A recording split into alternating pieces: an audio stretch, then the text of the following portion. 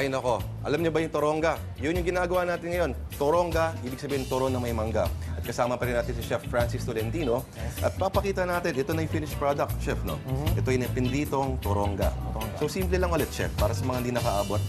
Basic ingredients din. Yeah, mango and then yung ating wrapper. Okay. Yung ating the usual lumpia wrapper. Na binabad sa itlog at Itlog, pinaikot sa brinading asukal. natin. Pinaikot sa asukal and then prinide natin siya. Okay. Ganun lang siyang kasimple. Ganun kasimple. So, pero hindi doon natatapos yun, Chef, di ba? Ginawan ko yan ng isa pang chocolate sauce para Chocolate mas maging sauce. special para sa'yo, Okay, of paano course. ginagawa chocolate sauce, Chef? So, ang ating chocolate sauce, of course, ang gagawin lang natin ay mag-heat up tayo ng cream or milk.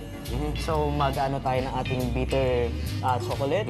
So, ipupoy natin doon ang ating mainit na cream or milk. So, hintay lang natin siya matunaw. Okay. So, yun na, ito na. Ito na ang Unawa ating na yan. chocolate sauce. Yung mga sikwate, Chef, hindi pwede yun. Mga ganun. Yung mga tableya, chocolate tableya. Brown Mas cow. okay siguro yung mas mabilis matunaw yan eh. Mabilis matunaw, Mas basta mabilis chocolate. matunaw, of course. Okay. Okay. So, ayan. Para mas maging special siya para sa'yo. Yan, no? Yan naman. It's like a art. It's like a magic. Meron din tayo dyan ating vanilla ice cream. Tandaan po natin mga kapatid, may kasabihan nga na nagsisimula tayong kumain sa mata natin. Diba? So, kaya maganda yung plating. Kaya pakita po natin. Ano ginagawa? Yan, no? Spoon. Yan. Sean Yao, huwag mong kangkongin yung kutsara namin. Lalagyan na Dito ka natin lang siya tayo. ng ating vanilla ice cream. Sobrang ganyan, Chef. Parang nakakahiya na kainin yan, Ginawa ko talaga yung special yan para sa'yo. Yan, no? Lagyan natin siya on the side. So parang ang intention yan, Chef, hindi lang dekorasyon, pero maghalo-halo yung mga textures. Lagyan natin ng konting, drizzle natin ng konting cinnamon. para Cinnamon. masarap siya. Yan. Good. Ayan. Pwede mo na siyang tikman. Yan po yung toronga, no?